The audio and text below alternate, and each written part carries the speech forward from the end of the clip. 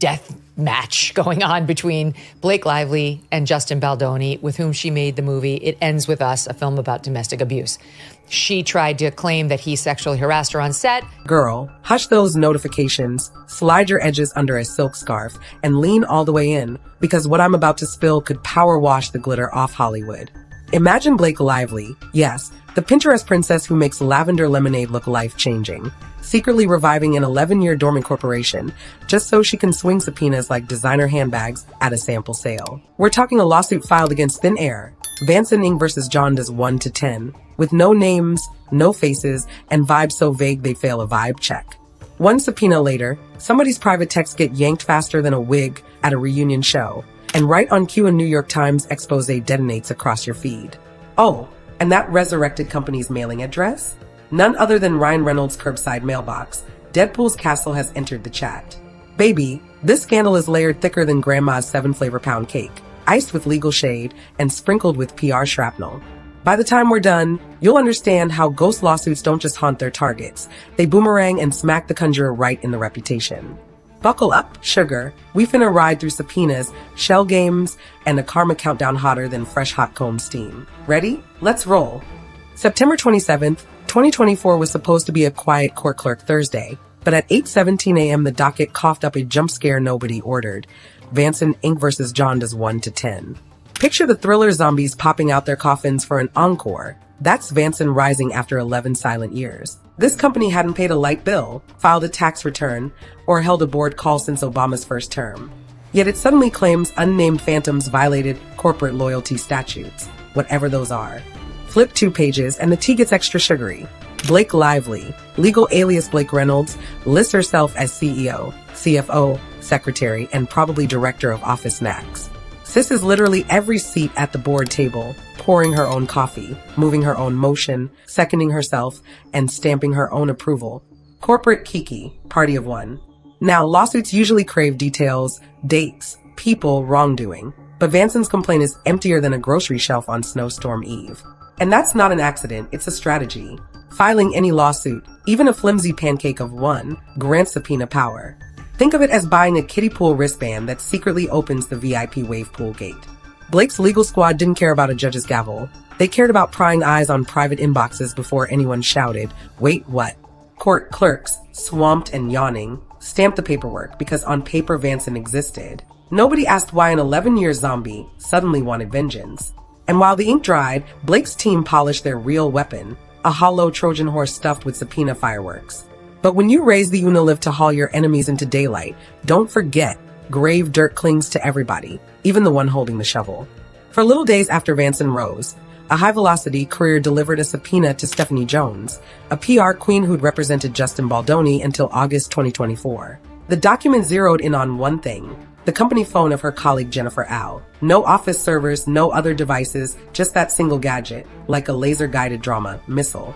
The subpoena arrived so fast Jones barely had time to respray her edges, and Baldoni never got the legally required. Hey, someone's rifling through your DMs. That's not due process, that's a legal smash and grab.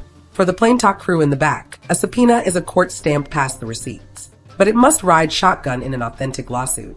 Here, the lawsuit exists on paper only. Think hollow chocolate bunny on Easter. Jones, maybe chasing Hollywood clout or still salty her ex-client bounced. Hands over text chains, emails, maybe even half-baked voice memos, no questions asked. And in those threads, meme-ready snippets, out-of-context sound bites, and spicy half-jokes that read messy once stripped of nuance. Why ping just Jennifer A.L.'s phone? Because strategic strikes beat carpet bombs. Swipe one under-defended device, and you skip the messy motions broader subpoenas attract. It's like picking one loose brick to collapse an entire Jenga tower. Overnight, Blake's squad owns a curated scandal starter kit. Meanwhile, Jones's loyalty looks thinner than cheap lace. PR insiders whisper she angled to impress big-ticket talent agencies, specifically WME, where her husband Jason Hewitts is a senior partner. WME reps, you guessed it, Ryan Reynolds and Blake Lively. Wheels within wheels, baby. That single subpoena wasn't random. It was a sniper shot fired by a ghost company from a rooftop nobody noticed yet. Receipts may wrinkle, but they don't lie. Corporate filings plant the corporation's headquarters on a tranquil residential street, also known as Ryan Reynolds' front stoop. Picture the UPS guy squinting at an envelope marked urgent subpoena docs while Blake's golden doodle fetches tennis balls on the lawn. Add to that the fact that the same powerhouse firm handles Ryan's business ventures, Blake's image deals, and Vanson's paperwork. Sis, that's not coincidence. That's a family plan. Ryan's brand lives on winks and one-liners, aviation gin ads, cell phone memes, a soccer club glow up. But investors behind those ventures crave squeaky clean optics. When headlines start muttering abusive process and your literal home address appears in the filings, risk analysts clutch pearls. Potential partners fear that a subpoena cloud could leak over product launches, and streaming giants hate mudslides during release season. Meanwhile, Blake's camp waves off HQ questions. It's just a mailing quirk. Baby, court addresses aren't sprinkles. You don't scatter them for cute. A corporation's principal place of business hints at who truly calls the shots. If the judge later brands Vanson a straw puppet, deposition chairs could suddenly include Ryan, forced to explain why Ghost Company mail shared his doormat. And nothing capsizes charming sarcasm like answering under oath while 8 interns furiously transcribe. So picture it. Ryan cracks a Deadpool joke, reporters fire back about straw lawsuits, screens flash that shared address, and brand strategists rethink endorsement budgets. When you let a zombie corporation shack up at your place, don't act surprised if the zombie headlines ring your doorbell at dawn. Cue December 20th, 2024, smack in the holiday news lull when folks doom scroll between shipping updates. Blake files her glossy CRD complaint, accusing Baldoni of moral mayhem, workplace wreckage, and spiritual chaos. Exactly 24 hours earlier, the zombie known as Vanson quietly withdrew its lawsuit. Mission accomplished, subpoena secured. The stage lights dim, new curtain rises. Then, like clockwork, the New York Times unleashes an exclusive built almost entirely on the messages fetched via that sniper subpoena. We're talking a story packaged with dramatic quotes, selective screen grabs, and context trimmed tinier than a micro mini skirt. The timeline is tighter than Beyoncé's tour choreography. Ghost suit in September, subpoena in October, dismissal on December 19th, CRD filing December 20th, Times article December 20-something. That's not happenstance. That's a PR waltz with pregame rehearsals. Readers gasp, retweet, screenshot. Other outlets copy-paste. And in less than 48 hours, Baldoni's rep meter plunges like crypto in 2022. Blake attends a charity gala that same week, gliding past reporters who lob softballs about parenting tips. The spin is spotless on the surface. Behind closed doors, newsroom ethicists sniff trouble. If those texts were extracted through a possibly abusive straw suit, did the Times accidentally amplify legally tainted material? Nobody loves a retraction. Meanwhile, lawyers line up motions to compel, motions to strike, and a potential defamation countersalvo. Because once the public sees you orchestrating a subpoena-fueled narrative, they begin to wonder, was the truth served, or was somebody's image just aggressively plated? Enter Big Gun's attorney Brian Friedman, renowned for body-slamming shady filings. He scans Vanson and declares, this looks like an end around to dodge procedural safeguards. Translation, y'all hopped the fence instead of using the gate. Law prof panels on TikTok echo him, naming Vanson a straw lawsuit, a dummy complaint fired off to summon subpoena superpowers. That's abuse of process, a courtroom cardinal sin that makes judges clutch their gavels. Here's abuse of process in playground math. Rules say you can borrow the ball if you're actually playing. Blake's team forged a jersey, grabbed the ball, sprinted off field, then spiked it on Baldoni's head. Refs, aka judges, do not tolerate that mess. They'll yank flags, impose yardage losses, even eject teams. In real-world code, that means sanctions, attorney fee shifts, or disqualification. Lawyers risk bar complaints, career blemishes that outlive red carpet gowns. Should a judge pronounce Vanson void, every text, email, and emoji extracted under its subpoenas could combust in evidentiary fire. Blake's CRD complaint would deflate faster than a bargain bin inflatable Santa. Meanwhile, Baldoni could swing a defamation counterclaim, pointing to orchestrated leaks timed with a tainted process. Jurors hate manipulation. Damages climb when smear campaigns get receipts. Blake's counsel downplays. Celebs use investigative placeholder suits all the time. Honey, frequency doesn't equal legality. Speeding is common, tickets still sting. And the more common the abuse, the louder judges roar when they finally crack down. Straw burns bright and burns its wielder. That ghost lawsuit Blake animated now has legal kerosene in its veins. Summer 2025 looms, and Blake faces a 7-hour deposition, no ring light, no step and repeat. Just fluorescent ceiling tiles and a stenographer with carpal tunnel braces. Her legal squad files emergency motions to seal, insisting public release would cause irreparable reputational harm. Judges raise eyebrows. Reputational harm often flows from the conduct, not the sunlight. If Vanson's subpoenas are nuked, Blake's evidence stack evaporates like mist on a hot day.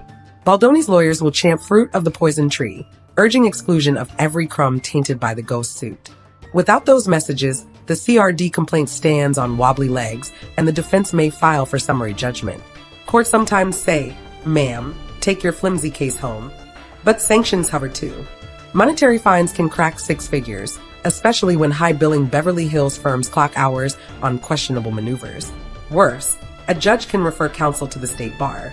Imagine your attorney juggling depositions and disciplinary hearings. Awkward. Deposition transcripts leak, like dollar store diapers. Even if sealed, someone always forgets to redact a PDF, and by brunch Twitter's quoting Blake admitting she reactivated Vanson for subpoena efficiency. The public doesn't parse legal nuance, they devour vibes. One bad soundbite could overshadow box office numbers, brand launches, even Ryan's witty commercials. Hollywood forgives many sins, but they side-eye strategic sneakiness. The ghost Blake summoned is now sharpening its claws, ready to live tweet her sworn testimony. Hollywood trades on fantasy, but scandals rewrite storyboards in real time.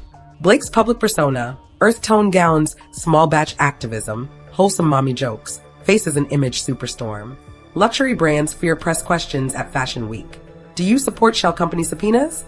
Champagne tastes go flat when consumers smell hypocrisy. PR forecasts predict brand hesitancy, a fancy term for let's wait until the dust settles.